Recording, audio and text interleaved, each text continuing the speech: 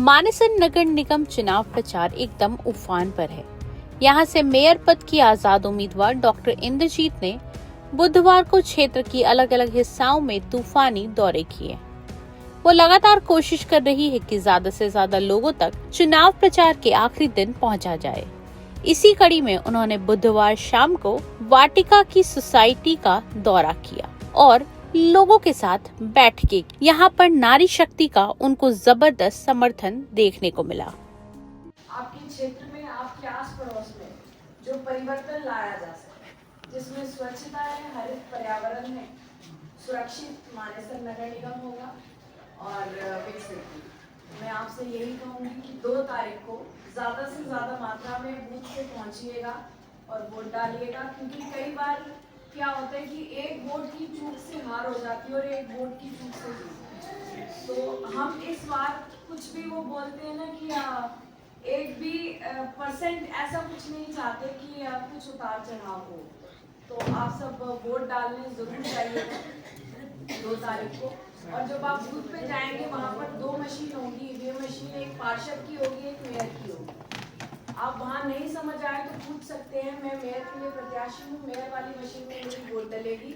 इसी सभा में बोलते हुए डॉक्टर इंद्रजीत यादव के सहयोगी मनोज कंगरोला ने एक बार फिर निगम के नेताओं और अफसरों को आड़े हाथों लिया। उन्होंने कहा कि टिकट पर चुनाव लड़ोगे बिना पार्टी ज्वाइन किए हुए भी।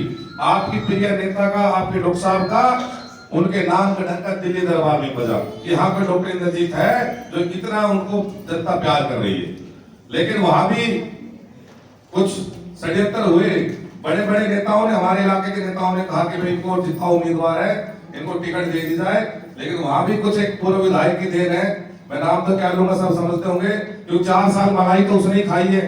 निगम बनवा के भाई क्या करा क्या नहीं करा, और उसने अपने ही चेले को टिकट दिला दी ताकि कहीं मेरी 4 साल में मैंने क्या किया है, कहीं 4 साल का काला चिट्ठा ना खुल जाए।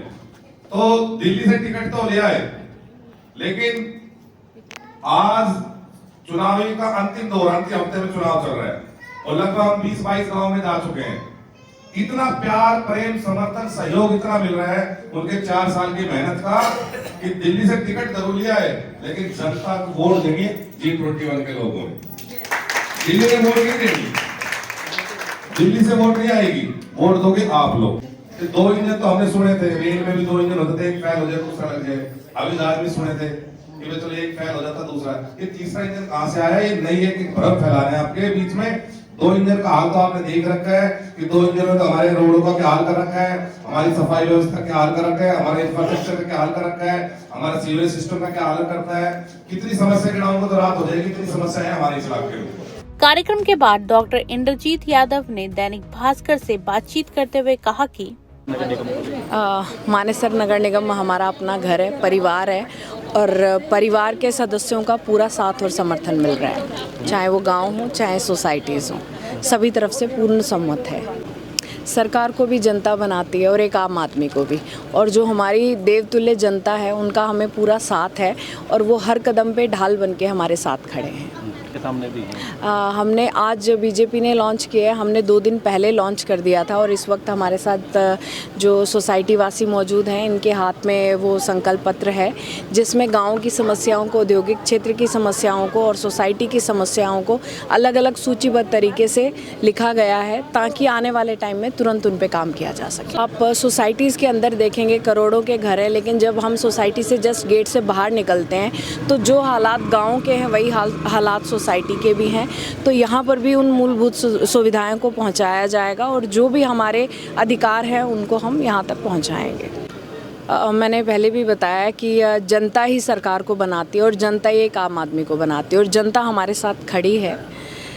इसमें जो ये निकाय चुनाव है, इसमें ना तो मंत्री की ज़रूरत है ना मुख्यमंत्री की। एक संवैधानिक पद होता है मेयर का, जो मेयर और पार्षद मिलकर अपने राइट्स और अधिकारों के अकॉर्डिंगली काम करते हैं और अपने क्षेत्र में मूलभूत सुविधाओं को पहुंचाते हैं। वाटिका सेक्टर 83 से दैनिक भास्कर की रिपोर्ट।